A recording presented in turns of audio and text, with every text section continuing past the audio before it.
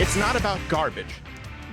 Desperate clingers, guns to their guns and Bible, deplorables, Nazis.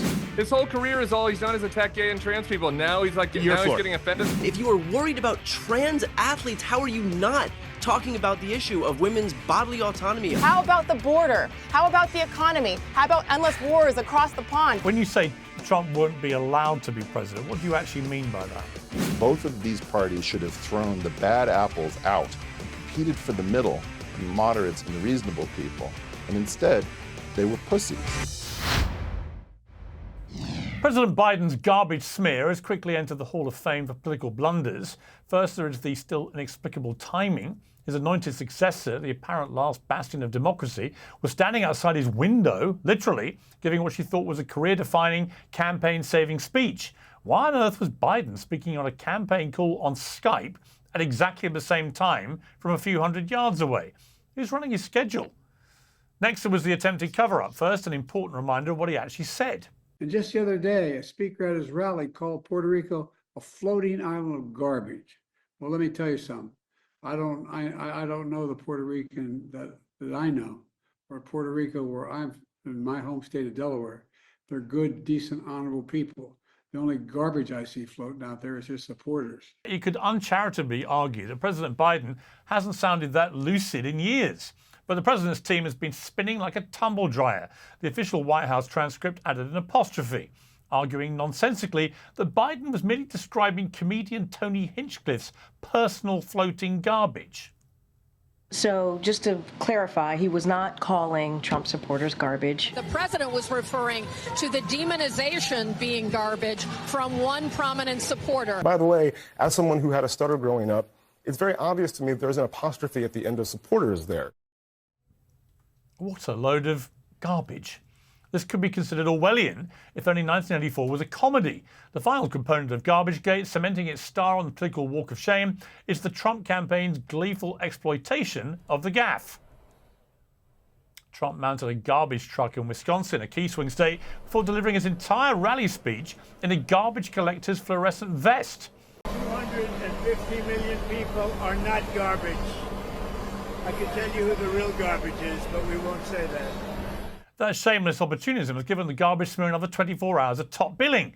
Cable news has now spent 2 straight days debating a phantom apostrophe.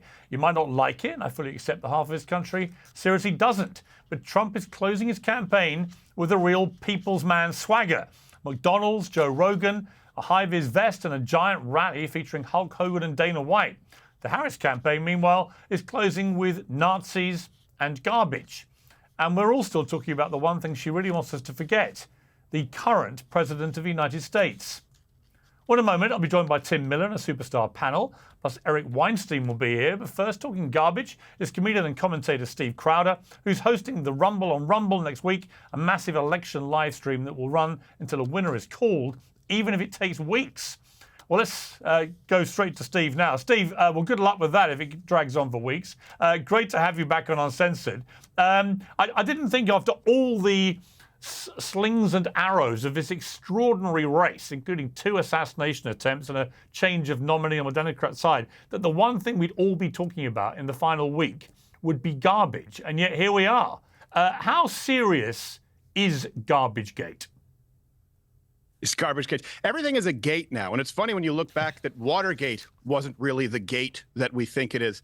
I don't think we're talking about garbage so much. I appreciate your introduction there. And by the way, people who don't see your Instagram, Pierce's Instagram, he's a natural puller. He's lifting some heavy weight. I'm proud of you. You're doing pretty well. I know you've been invigorated by that. And I mean it. I mean it.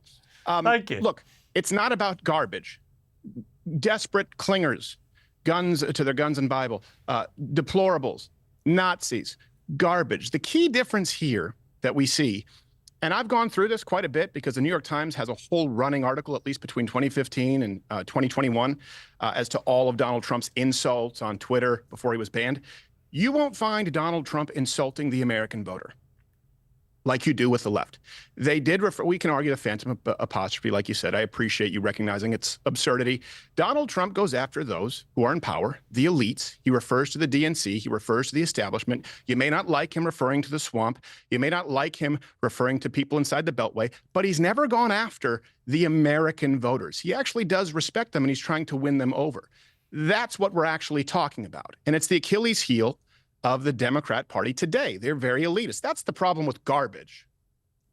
Was it still damaging for Donald Trump to have this guy, Tony Hinchcliffe, at Madison Square Garden? I was there, and aside from anything else, the joke fell completely flat in the room, so it didn't work even on a comedic value with him. Although I thought Jon Stewart made a good point that this guy's a roaster. It's what he does. He roasts everybody and everything. But putting that aside, I saw Megyn Kelly and Bill O'Reilly both saying, look, if you're going to get to the last week of a race, you don't want to have people at your rallies insulting the whole of Puerto Rico, given how many Puerto Ricans, for example, are in the state of Pennsylvania, a crucial state. Do you agree with that?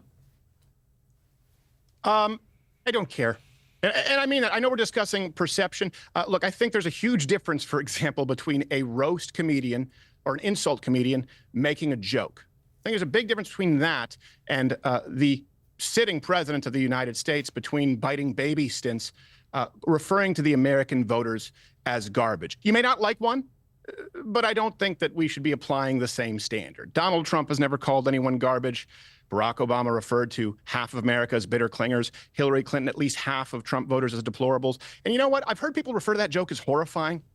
I hate it when people feign offense when they're not really offended. Maybe some people are offended. I think a lot of people aren't that offended by the joke, at least not as much as they let on to be. But I've heard a lot of people refer to it as horrifying, that rally.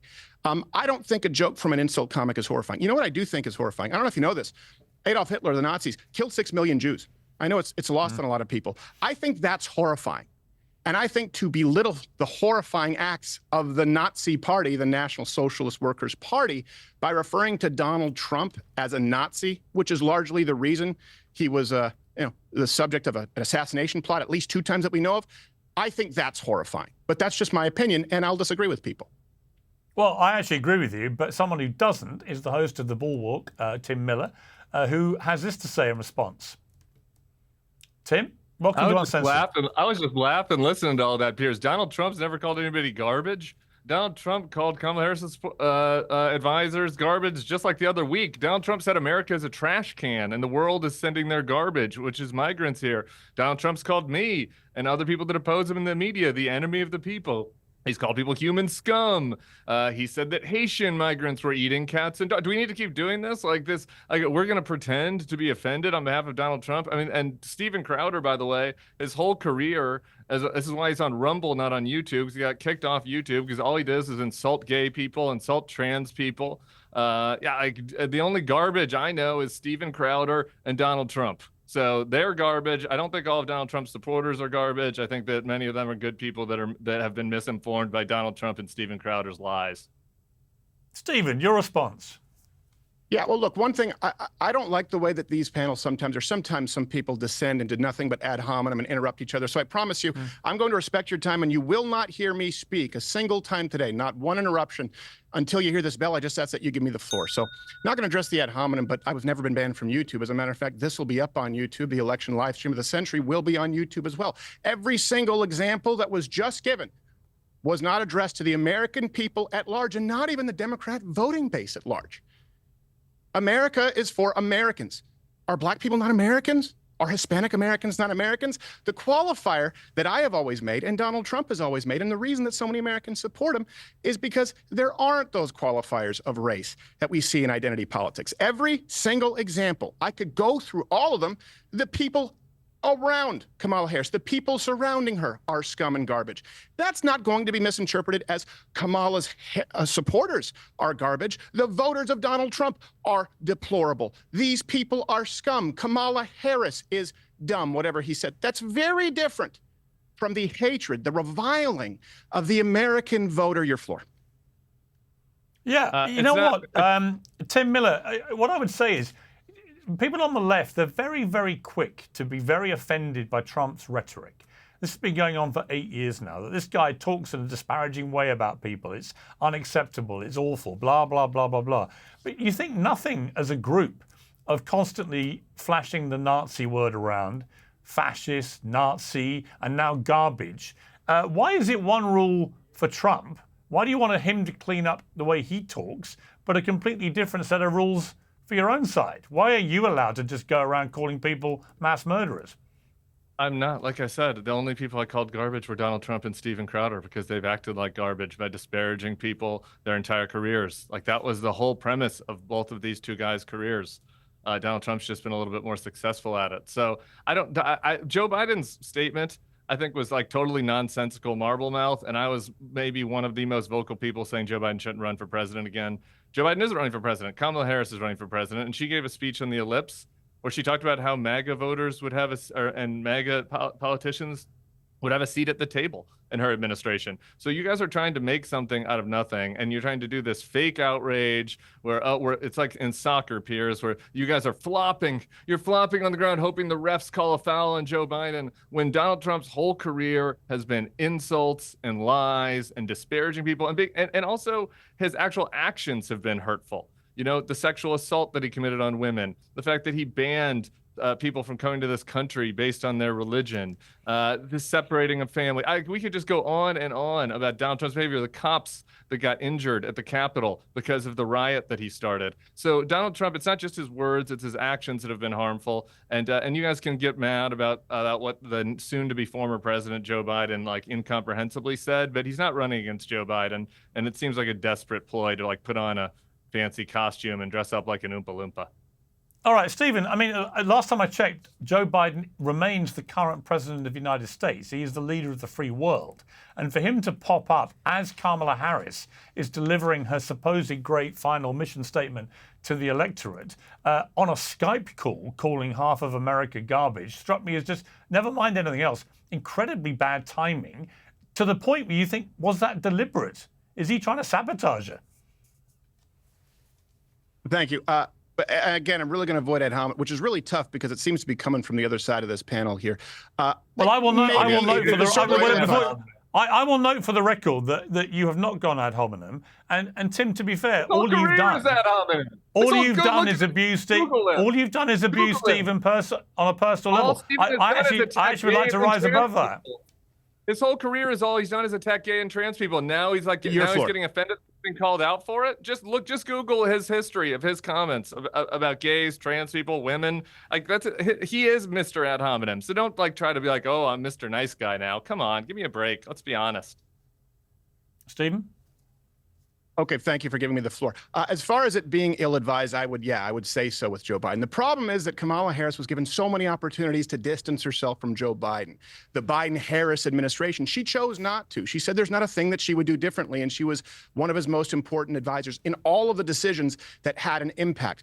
Vice presidents aren't always given such an easily identifiable pet project. She was. And I know the talking point is she wasn't the border czar, even though Biden said that. The point is she was in charge of, she was being tasked with discovering the root cause of the immigration issue. Well, we had 3 million under Donald Trump's tenure, and now we have at least 15 to 20 million on the low end. That is a huge impact that affects Americans. If we want to talk about Donald Trump's actions hurting Americans, look, I guess we're back to 2016. The issue is no Americans have lived actions that have harmed them more than the latest administration. They've lived it.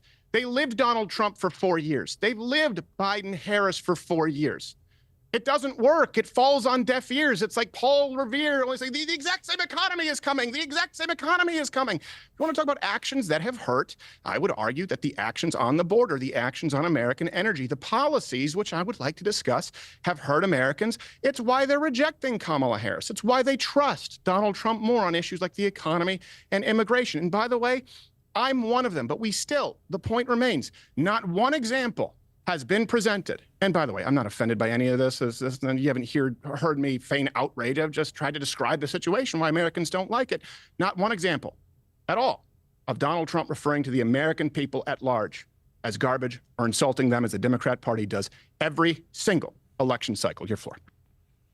The other thing I would say to you, Tim, is what I find as an ongoing bizarre set of circumstances is that I keep hearing again from the left that Trump is the most racist candidate there's ever been, etc. He's a fascist and so on. How do you explain, if that is the case, how do you explain that his support amongst Black and Latino Americans is rising to record levels for him in the last 8 years? Why is that happening? Why are they gravitating to somebody who is supposedly this terrible racist? I mean, we haven't voted yet, Piers, so let's see how that turns out next week. It looks like we're going to have record turnout in Detroit, they just said. We'll see if that is a surprising turnout for Donald Trump there. I kind of doubt it. This whole thing that's like, you guys want to play in this fantasy pretend world where it's like Donald Trump doesn't insult people. What? Like, everyone watching knows that's not true. Why is the left calling Donald Trump a fascist? The left isn't calling Donald Trump a fascist. John Kelly, who Donald Trump made the head of his Department of Homeland Security, who oversaw the Muslim ban 1.0, and then Donald Trump promoted him to chief of staff. And then he was his longest serving chief of staff. He wasn't a never Trumper like me. He wasn't a moderate Republican rhino. He's a down the line conservative American hero that Donald Trump hired twice, who says he is concerned that Donald Trump has fascist tendencies. And there were times during the first administration where Donald Trump wanted to do things against the law, and it required him and Mattis and Milley and others to prevent him from doing it. And he's worried that those guardrails won't be around the next term. So it's not the left, it's not MSNBC, it's not wild-eyed liberals. It's John Kelly, a conservative American hero that Donald Trump hired twice, that is saying that about him. And you guys need to reckon with that rather than just pointing fingers. All right. I mean, Stephen, that's a fair point. There have been a number of people of John Kelly's ilk who have come forward and said they think Trump is dangerous, who did work with him at the White House. What's your response to that? Thank you. Well, this is the same John Kelly, by the way, in The Atlantic, the same journalist who spouted the losers and suckers lie, right? This is a disgruntled former employee. Now, maybe it's true, only that same article included Donald Trump saying that we don't need to spend that much for an effing Mexican. By the way, the soldier's family immediately came out and refuted it. So if we're going to talk about people who don't like him, he said, she said, we can do that, or we can discuss the results for the American people and what affects them at large. We can reckon with that. There you go. That's the reckoning. I don't really care what John Kelly says, but here's the fundamental dynamic. And this is why the left, and this is certainly why legacy media, I'm not saying the media, but legacy media, ABC, NBC, CBS, and big tech, they're demanding that Americans trust their institutions, and they're blaming Americans for not trusting their institutions. This article in The Atlantic, John Kelly, is exactly why Americans don't trust those institutions. I trust the family of the soldier, not John Kelly. I trust the American people who want us to have voter ID, not people who say the most secure and fair elections of all time. When we look at the Hunter Biden laptop story, which I know will be dismissed and people say that it was allowed to after a day, that's the perfect encapsulation of the institutions that we're demanded to trust who have failed us, whether it's intelligence officials, whether it's Facebook and the CEO of which apologizing afterwards, Jack Dorsey, YouTube's, the fundamental Democratic Party, and we're told, wait, trust your institutions. Well, I don't trust the institutions that repeat lies that have been debunked, including some specifically from John Kelly. I don't trust those publications. I trust the voice of the family of that soldier. And by the way, the families of all the soldiers who overwhelmingly support Donald Trump and the Republican platform, in contrast to Kamala Harris. Your floor. Tim Miller, I want to talk to you directly about the fact you went down to confront the MAGA mastermind, Steve Bannon, when he was released from prison at his press conference. And Bannon decided to have a bit of fun at your expense. Let's take a look. This is Tim Miller, one of my favorite guys from MSNBC in the Bulwark. Used to be the spokesman for the Republic. When I met Tim as a younger man, he was the spokesman for the RNC, the old RNC, the establishment RNC, the RNC of Mitt Romney, not the RNC of Donald Trump. But go ahead, Tim. Question. Tim, I mean, you went down, you quizzed him on whether he would attempt another coup as an encore to January 6th, and Bannon gave quite a serious response. Let's take a look at that. Nancy Pelosi gave an interview to Rolling Stone magazine. She said her #1 priority Her number one priority is to make sure that Donald Trump is not only not elected or re-elected president of the United States, but he never sets foot in the White House. Nancy Pelosi and Jamie Raskin right now are thinking about, and they're very open about it, of not certifying a Trump victory on November 5th. So, Tim, I know you're going to leave us in a few minutes. Just your response, really, to what Bannon said there. Well, that comment is based on nothing. I do think that there's kind of a delusion in there's sort of this every accusation is a confession a little bit sometimes with people in MAGA, where it's like they're not going to certify the election, like we didn't certify the election. If Donald Trump wins, the Democrats are going to certify the election last time, just like the Democrats did in 2000 in a much, much, much closer election than 2020 when Al Gore conceded to George W. Bush after his legal challenges had been exercised. Donald Trump didn't do that. And when I asked Steve that you didn't play there, and I've quizzed Steve many times. I interviewed him on the circus several times. We've gone back and forth. And so it wasn't like I was confronting him. They invited me to the press conference. And what I asked him there was, he got out of prison. And I was wondering if sometimes when people get out of prison, they feel like they're reformed. And they look back on their actions and they say, you know what? Maybe I went too far. Maybe in 2020, by advancing these lies about the election, I thought it was all part of the political game, but then things got out of hand. Dozens of police were injured. The vice president had to be scurried off by Secret Service. The vice president's life was in danger. Senators and House members' lives were in danger. I was really the ringleader of pushing that in the media, in the MAGA media world. And given that the results ended up so disastrously for the country and for those individuals who were harmed that serve our country, maybe those 4 months in low security prison, he had a chance to reflect on that and say, you know what, next time I'll do things differently. And I got to say, I was pretty alarmed that the answer to that question was no. He did not. He doesn't see that he'll do any change. And if we are in a similar situation this time, I think both him and Donald Trump will act the same way, and I find that very alarming. Final question, Tim, before you go. Who do you think is actually going to win this election? Not who do you want to win, but who do you think may win? Yeah, I mean, I think it's utterly close. I think if you listen to David Plouffe on the Harris campaign or Steve Bannon, when we were talking more politically outside of the context of January 6th, they both kind of sound the same way, which is that Kamala Harris has a narrow path through the blue wall states of Michigan, Pennsylvania, and Wisconsin. I think that she's very narrowly in the lead there, but I would not feel at all comfortable if I was their campaign. I think that gives Donald Trump's campaign 3 outs. They can crack the blue wall, win one of those states. I think he's probably the president. I think she has maybe 1 out in North Carolina. So I think she has maybe 1 out and he has 3. So I guess I would rather be her than him because I do think she has a narrow lead in those 3 states. But I think it's extremely close. And I think if anybody telling you anything else, like really is gaslighting you.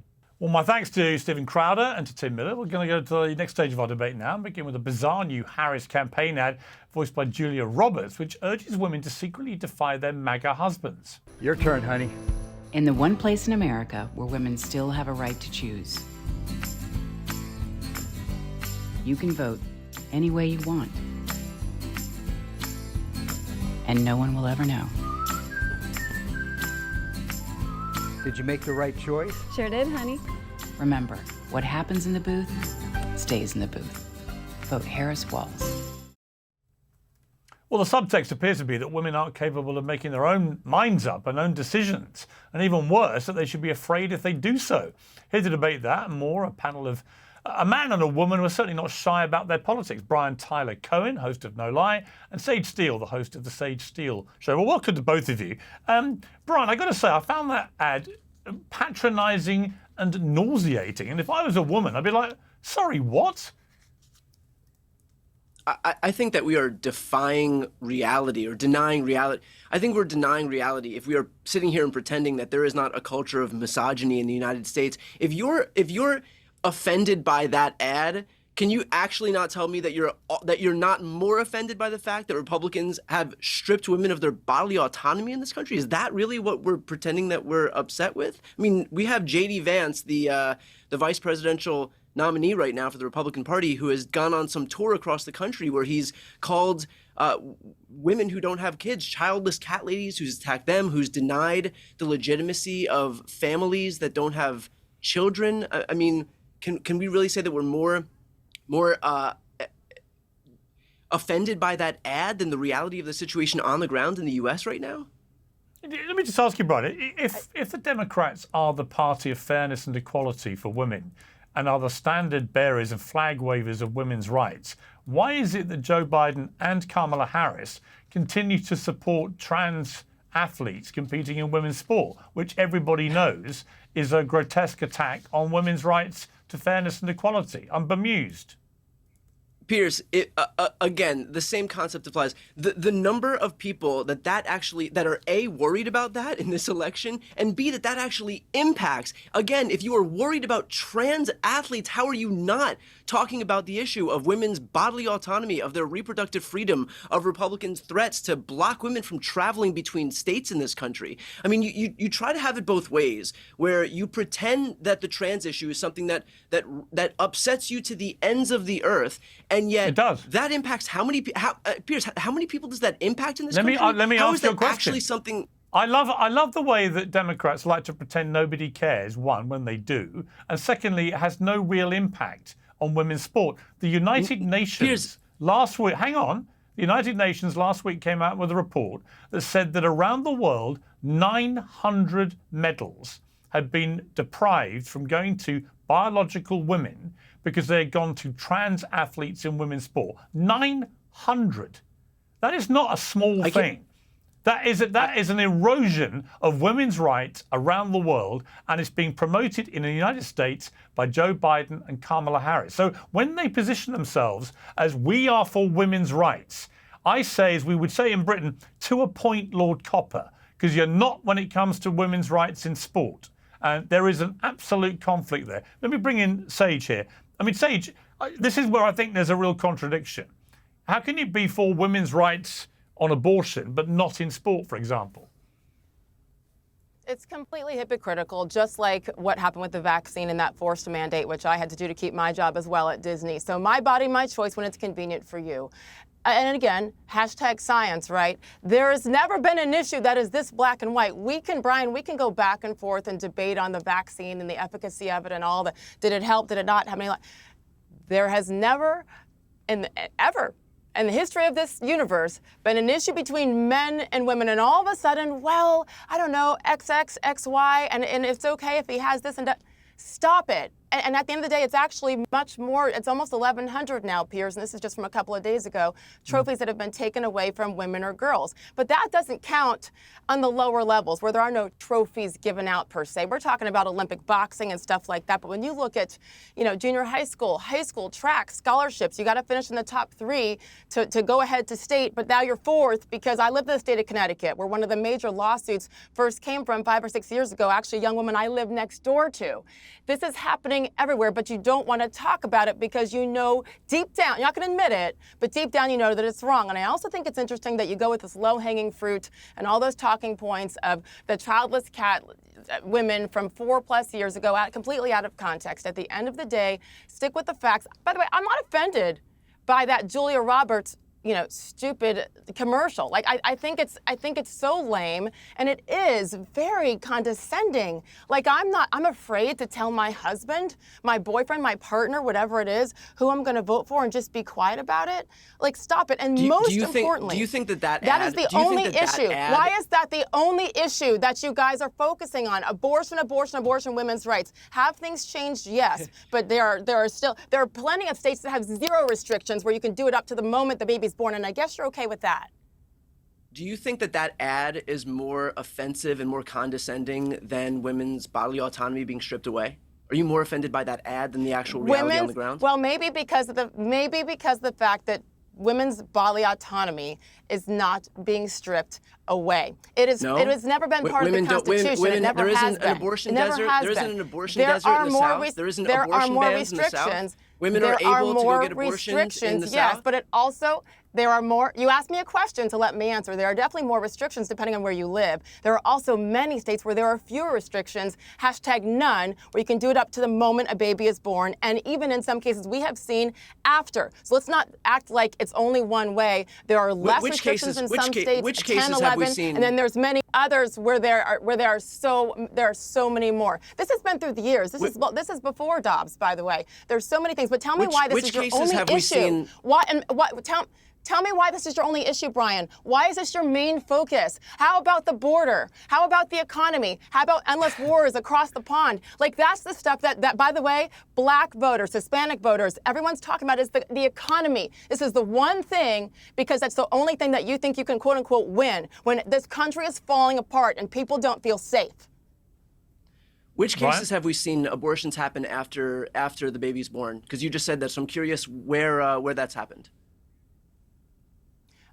It happened for sure in Colorado. I believe it also happened in Minnesota. I'll be glad, and you know what, I'm sure Piers can connect us. I mean, educate me. Excuse me. I'm sure Piers can connect us. I'm sure Piers can. There were babies left so you have no on proof. the table You're just saying birth. You're sure it's happening in Colorado. Give us the proof. There are a lot of viewers. We'd love to know where babies are being executed after they're born. We would love to know where babies are being executed after they're born in Colorado. Let us all know. I just told you, and I don't know how you define executed, but left to die. That has absolutely happened before, and it is something I talked about with RFK Jr. on my podcast several months ago when it was late-term abortion, all that whole debate. Again, I'm sure Piers can connect us. I'll gladly go back and forth with you because I respect the hell out of you. At the end of the day, my question for you is, isn't there more? How about the topics that I listed that you completely ignore in the border and 10.4 million minimum people coming over the border? That's who we know about. I'd love to not talk the other about people the that have border. got. I'd love to no, talk but you about don't talk about that. You're talking about women's autonomy. And by the way, I'm a woman. You're not. Focus on the other things as well as that, because there's so many more important things and you know it. But because you guys are stressed out about how this campaign is going, you're focusing on that one issue, abortion, abortion, abortion. How about protecting our borders so those young girls don't have to make that kind of a choice if something bad happens when a criminal comes across the pond and hurts them or rapes them? Focus on that. It's so bizarre to say that I can't talk about the issue of abortion when it's one of the most, if not the most important issues that Americans are voting on right now. And you want to talk about women getting raped by people coming across. No, I'm talking about all of it. Let me finish my I'm one talking sentence, about please. all I of beg it. of you. I'm I talking sat here about all of quietly it. while you listen, spoke. I actually, sat here wasn't quietly quiet, while but you go spoke. ahead. If you're not going to I'll let be me quiet speak, for then you. what's the point of this? You just said let that Brian you have his want to response. talk about. You said that you're worried about women getting raped by people that come across the border. And then what? And then not being able to exercise their bodily autonomy? Again, like, all of these issues are connected, but you don't want to talk about the issue of bodily autonomy, even though it is the most important issue that Americans are facing right now, even though in 2022, 2023, even though in 2022 and 2023, Republicans were losing on this issue in places like Ohio, Kentucky, Kansas, and Alabama, and yet you're pretending that it's not an issue. You want to talk about the I'm not pretending, Brian. I promise you. I'm not pretending, but I want you to look at it. Let me ask. I know you Hang on, let me jump in. That's not the number one issue. Let me jump in. Let me ask Brian. Here's what I'm curious about. Because take Europe, for example. In Europe, there are a number of countries where it is illegal to have an abortion at all. Conversely, there are countries like the UK where, say in England, I think it's a 24-week term limit, right? So there are all sorts of varying abortion laws through Europe, but it's nowhere near the tinderbox issue that it seems to be in the United States of America, which, you know, is the equivalent, if you like, of Europe. Why are you so opposed as an American to the principle of taking an issue like that back to the States? Because this is the first time that a personal freedom, a right, has been rolled back in the United States in our history. We have never had an instance where women had rights before and then they've been rolled back by people who are trying to impose some theocratic edicts onto this country. It should not be up to a politician to insert themselves between a woman and her doctor. That's it. I mean, it's as simple as that. Why are you here advocating for politicians to insert themselves in a doctor's office between a woman and her doctor?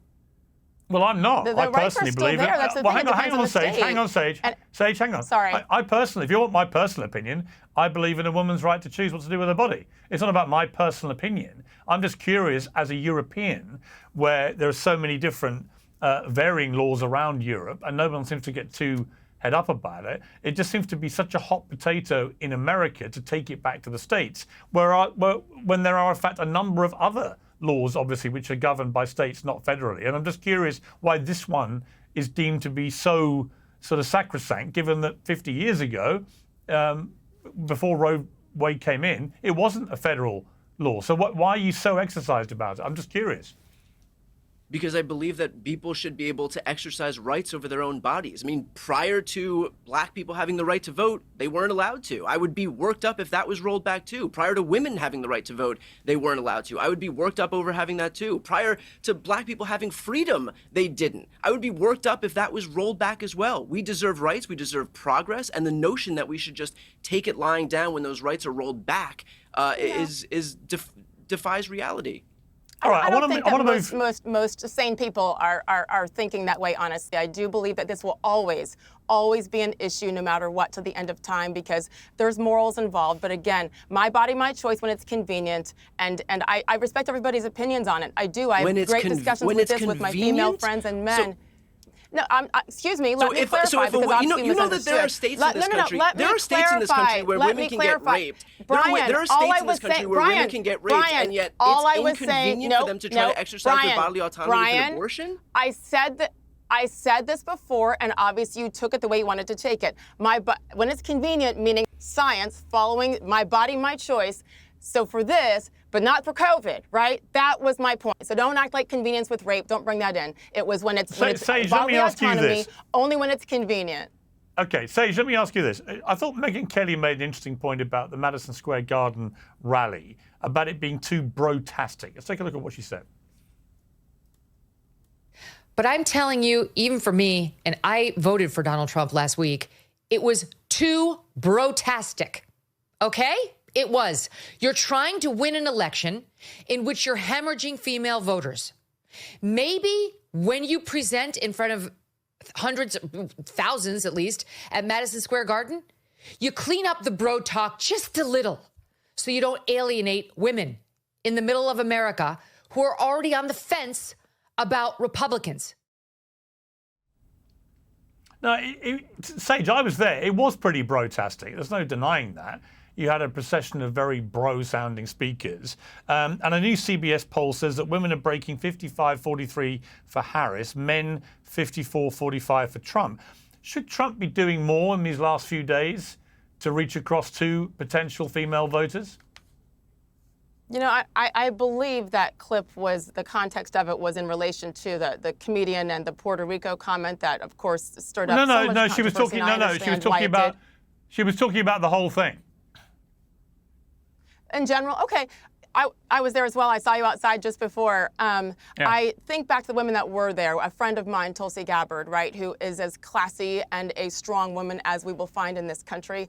Alina Habib, the lawyer. How about Melania Trump? I would have loved to continue to see more women there, but I didn't feel that in the moment being there, looking around, and especially with the, 20,000 people, at least half being women there. And also, I will say this, I have been volunteering for the past couple of, I guess, probably about a month now. I don't know if you've seen the pink jackets that Women for Trump are wearing. And I've been going around the country talking to women, supporting women's businesses. We've been going to food banks, and it's led by Lara Trump, and Tulsi's been there, and Danica Patrick's been there, and Elizabeth Pipko, and so many women who are just coming together and volunteering as women, because I think so often we're told, how can you be a woman and support Donald Trump? And there's obviously millions of women who do.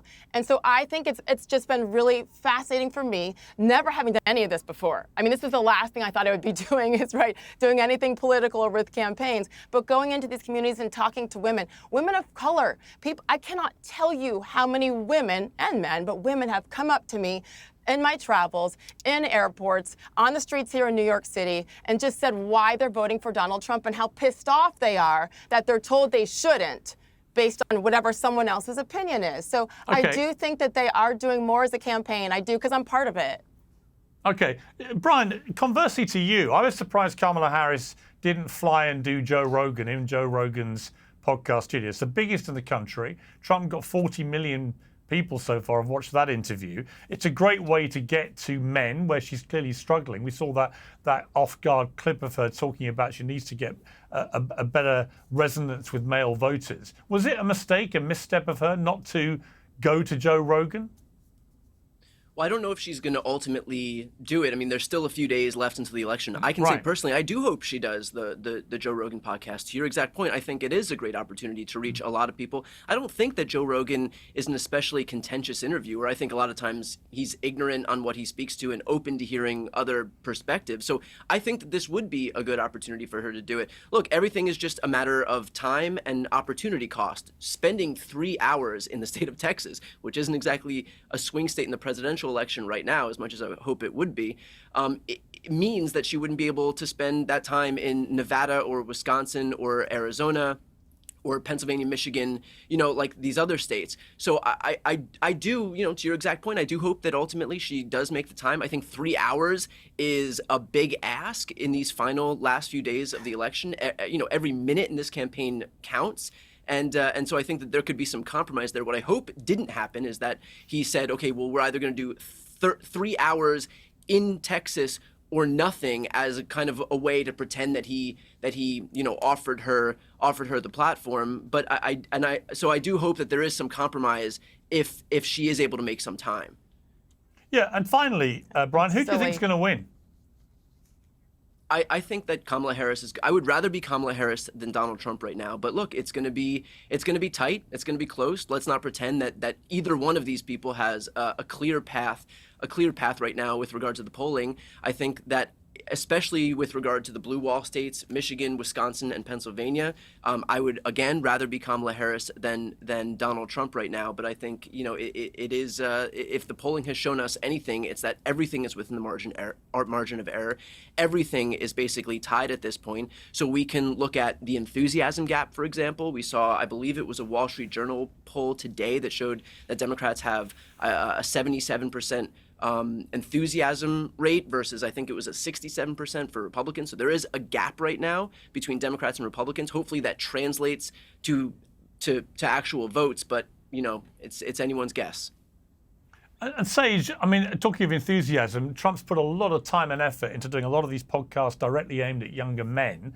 They've got to turn out to reward that effort he's put in. Do you think they will? And do you think Trump will win? It's interesting. I've been, I voted yesterday. I'm a recent resident. I just moved down to the free state of Florida, and I was blown away at the line for early voting. And it's obviously a Broward County, and there's many options, and people were there for hours. And so I saw men, women, kids, handicapped, minority, you name it. Everybody was there. I do think they're going to turn out. And I will say this real quick. Joe Rogan is the biggest podcast in the world. It is a huge missed opportunity for them to put parameters on it. This has nothing to do with not campaigning in Texas or Pennsylvania or North Carolina.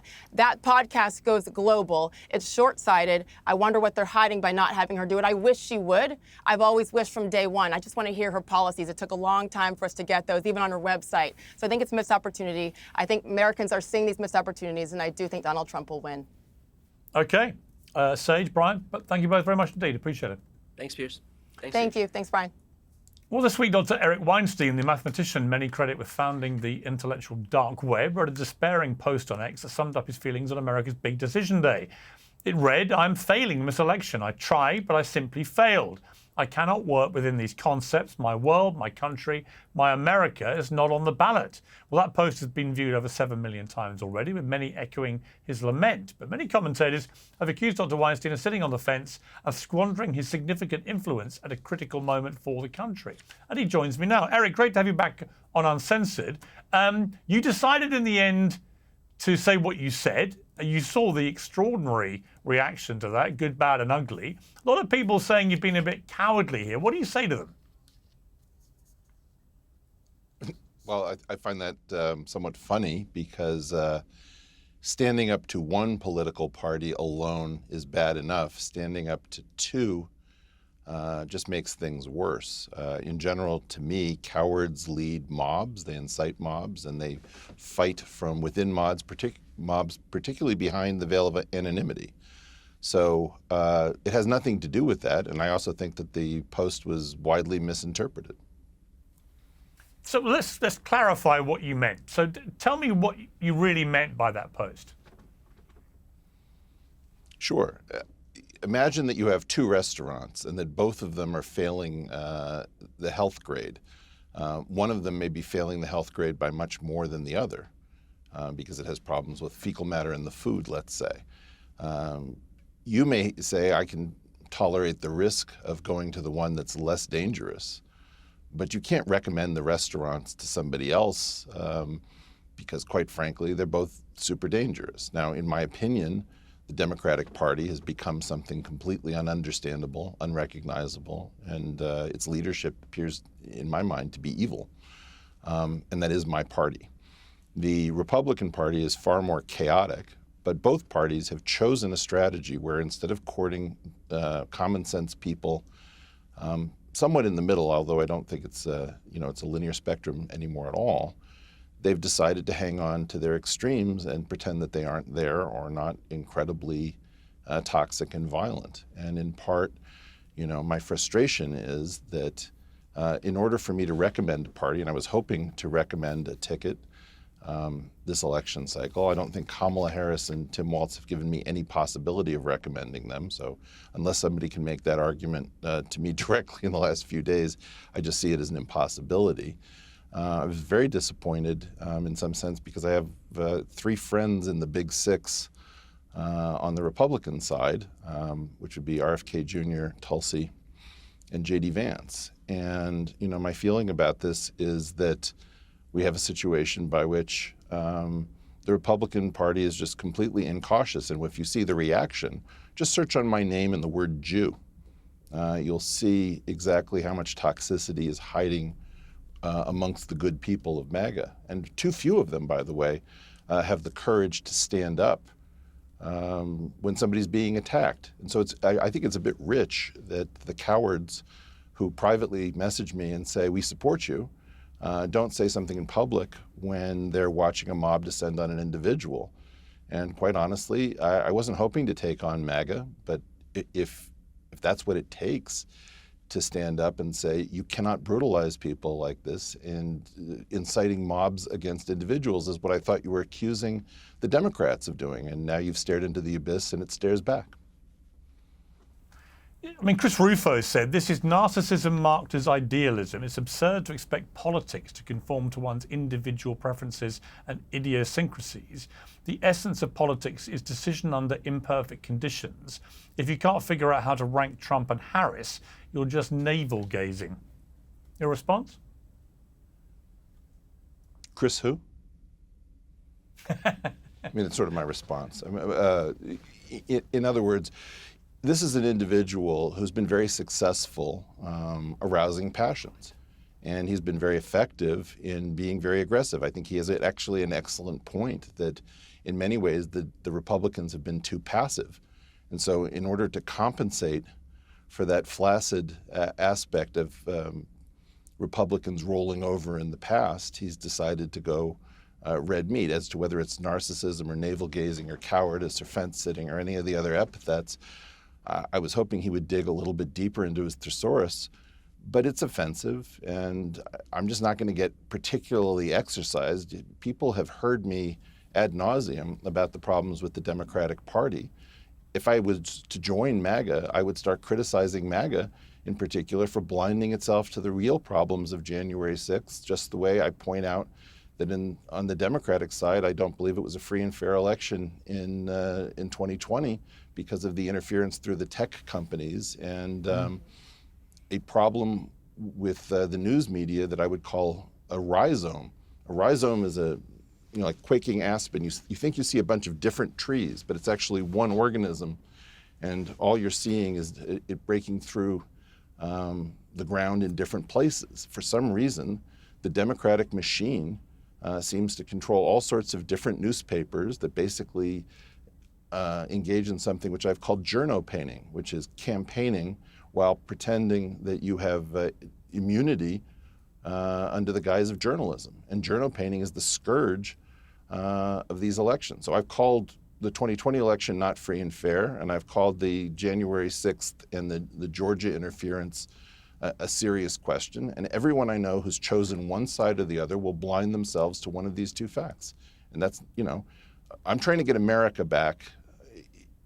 To my friends in the Republican Party, I understand that you understand that there are winners and losers, and that's how you think and that's how you talk, but it matters how you win. And if you don't believe me, try to think about how many people have a poster of Lance Armstrong on their wall. Right, that's a very good point. What you did came at a time when there's a lot of attention around some of the major newspapers in America, from the Washington Post to the LA Times, USA Today, all deciding not to endorse anybody at this election, which has caused fury with their journalists because historically they voted Democrat.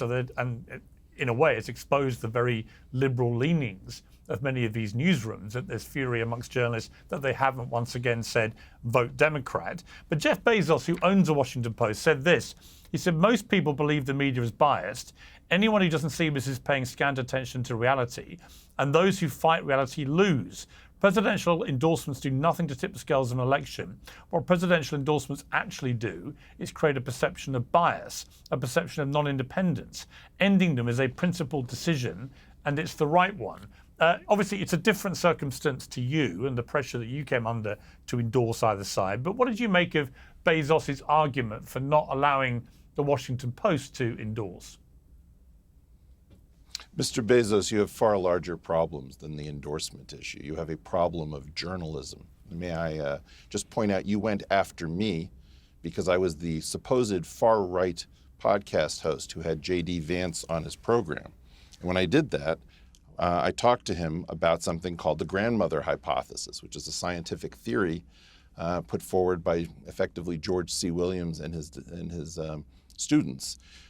You covered that, I think, in 2015, and you wrote in your paper, not you personally, but the journalist, since having children is what drives evolution, there's no good evolutionary reason for women to live past their ability to reproduce. And instead, what you did is you took my far more careful statement talking about evolutionary females, and you tried to tar J.D. Vance with it as if we were both opting to enslave older women only for the care of the young. Quite honestly, what you have is you have a paper that is effectively lobbying for the right to be hypocritical. You're an anti-science organization. If you want me to explain to you how you violated journalistic ethics as by the Society of Professional Journalists Code of Ethics, which has undergone many revisions, any version of it, you're not bending over backwards to do objective journalism. You have a printed code of ethics. All you need to do is follow it. I applaud the fact that you are starting to bring the paper back to being an actual newspaper, but right now what you have is an anti-scientific wing of the Democratic Party of the United States, and that's not a partisan position. That is my party, and I would previously have regarded the Washington Post as one of the 3 finest newspapers in the United States of America. What's going on? You better fix it. You're rich enough to do it. Stop dragging your feet, and it's time to make reparations to the people that your paper has wronged. But if you choose to start with me, I would be delighted. Should newspapers of that stature endorse anyway? I mean, is Bezos, notwithstanding the criticisms you've just outlined, is Bezos right in the principle that the Post didn't historically used to endorse until, I think, several decades ago, and then they began to endorse? Is it something a newspaper should do? Or is he right that instinctively, if you want to avoid a suggestion of bias, you just shouldn't get into the endorsement business?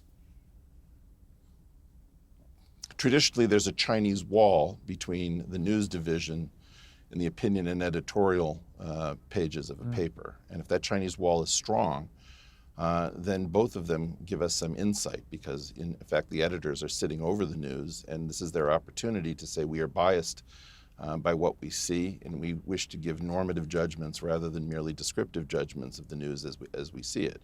In the current era, there should be no endorsement. The most important thing is for news organizations to go back to being journalistic organizations. The reporters simply flagrantly violate the printed code of ethics, and this isn't difficult. It's just that everybody's been having a bacchanal rather than following the rules of journalism. This has been an orgy of partisanship and journo painting, and we don't know what to do about it. And quite honestly, you're rich enough to clean it up. The big furore that blew up at the weekend, I was at the rally at Madison Square Garden, the first one I've been to of Trump's, and it sparked garbage gate in all its guises and everything. Let's take a little mash-up look at the rally itself, and I'll come to you with a question. This is Donald Trump's house, brother. She's a fake, a fraud, she's a pretender. Her and her pimp handlers will destroy our country. I'm not gonna do conspiracy, and I'm not gonna do conspiracy. But it's kind of funny that they tried everything else, and now they're trying to kill him. They better not! I don't see no stinking Nazis in here. Homeless and veterans, Americans, sleeping in their own feces on a bench in Central Park. But the illegals, they get whatever they want, don't they? The only thing I see in here are a bunch of hard-working men and women that are real Americans, brother.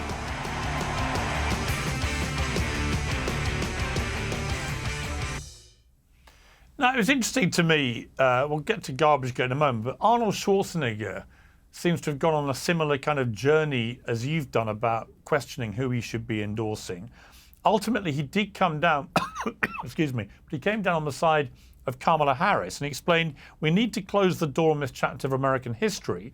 I know that former President Trump won't do that. He will divide, he will insult, he will find new ways to be more un-American than he already has been, and we the people will get nothing but more anger. He said, I'll always be an American before I'm a Republican. That's why I'm voting for Kamala Harris and Tim Walz. What did you make of his explanation for why he would be voting against his historic party? And in relation to what we saw at Madison Square Garden, were you concerned about the rhetoric that came off the stage there or not? It's a bunch of different questions, so let me do my best. First of all, I can't possibly figure out how he imagines that the Democratic Party can put the country back together again. My guess is that only Donald Trump can further divide it or put it back together. And if it's Kamala Harris, we're going to be waiting probably a period of 4 years, given that she won no primaries and her party has pulled off the mask as to how it chooses to operate. Donald Trump could further divide us, or he could choose to unite us. And in fact, if he decided to go with the super ticket idea and say, look, you don't have to vote for me, vote for any of the six, that's an ingenious political move. It will change American politics forever because it will give people the ability to see that he's put his own ego aside. He didn't choose to do that. I think that Donald Trump could he has an ability to be very presidential when he likes, and he has an ability to be hell on wheels when he feels it's warranted. I think if you look at the second potential shooter of Donald Trump, you have to be really unwilling to consider conspiracies before you start worrying about what a single bullet could do to the entire country. It would be a tragic occurrence if it were to end the life of Donald Trump. But I'm not really sure people have an idea of what would happen in a heavily armed country had that second shooter got off a shot that found its mark. I think we are teetering. We're on a time, I don't know what the right analogy is. We are in a very precarious situation. My decision to stay out, in part, is to take a hit during the election because there have to be voices for afterwards. If you recall, you need people when tensions are high who have not gone partisan. And so I'm just going to take a bunch of lumps and say that right now we've had 2.5 shooters towards Donald Trump. I worry that there is an amendment to the Constitution, maybe the 14th, Section 3, that could provide for a challenge saying that an insurrectionist, if January 6th was called that way, could not assume office. I'm not sure where we are. Where we are is extremely precarious. And as I said before on Chris Williamson's program, I'm not sure that Donald Trump will be allowed to become president. I definitely believe that if it's a landslide, he stands a far better chance.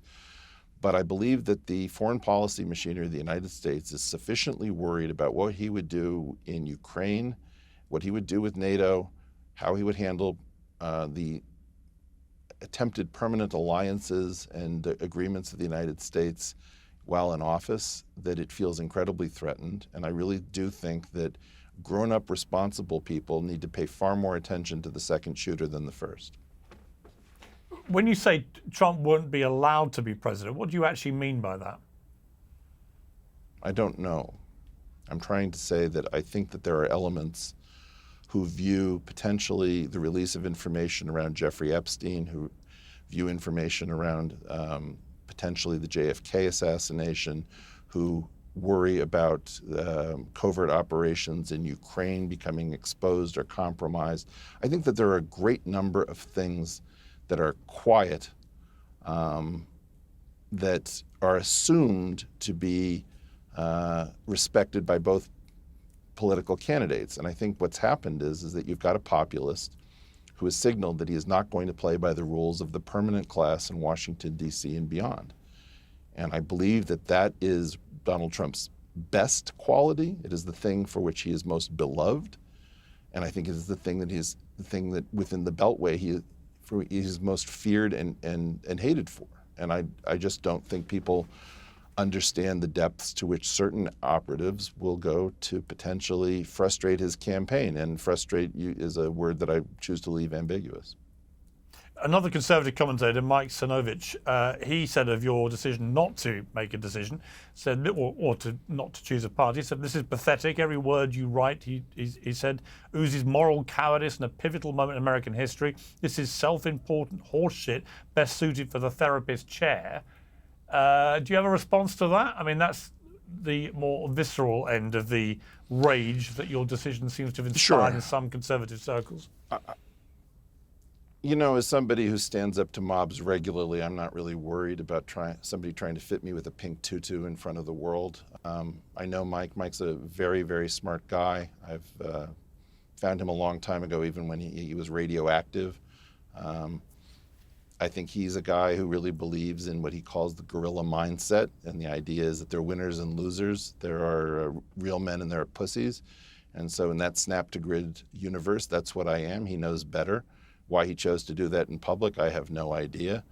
But I'm not going to go after Mike Cernovich in public right now. I'll just say this. Boy, the MAGA people are bad strategists. The idea of trying to figure out whether you can incite me to say a bunch of really negative things about MAGA right before an election, or the idea that you want me to move out of the Democratic Party towards the Republicans, where I'm far more important being a critic of my own party. These guys just don't seem to understand, in some sense, how to win properly, how to have allies. And if you wanted to ask me to answer the question about Madison Square Garden, I'd be happy to. Yeah, please do. So I think that basically the left of center people don't understand the amount of love and positivity and hope and energy that party has, which is not dead from the neck down. I think that there was a huge coming together of people, brown, blue, green, yellow, white, doesn't matter, Jews, Muslims, et cetera, et cetera. That said, I think it was very heavily tilted towards red meat. It was very heavily tilted towards men over women. The edgy comic Tony Hinchcliffe, I'm going to just stand up for him and say he's absolutely brilliant. I know him a little personally. In person, he's the nicest, sweetest human being. He was talking not about humans as garbage. He was talking about a garbage problem on an island that has landfills. Nevertheless, very dangerous to do that kind of insult comedy in a Madison Square Garden. There was an attempt to tie it to the 1939 rally. I can promise you I've gone to Eric Clapton concerts at Madison Square Garden. Nobody made a comparison of Eric Clapton to Nazis.